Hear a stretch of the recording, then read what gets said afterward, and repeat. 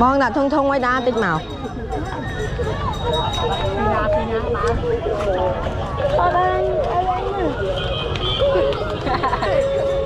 Vậy giờ vậy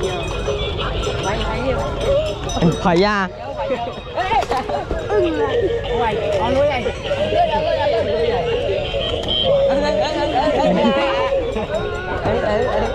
đừng đưa cho mày con lấy cái ngày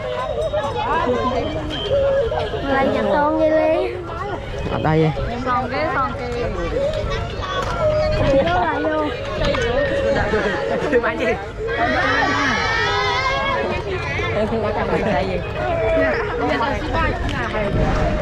Bán đây. Ở thằng phá quạt lấy. Con chán bảo. Trời, chập hiệp mau. Bây buôn mà ăn. Nè. Anh ấy thôi. Lộp. Mà. À lấy. Bao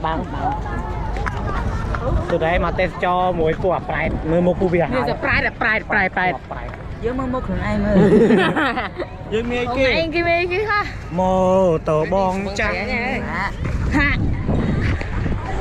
lấy miếng địch cho mà thấy tu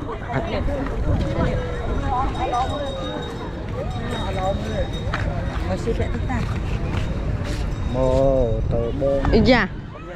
xin nâng chốc mà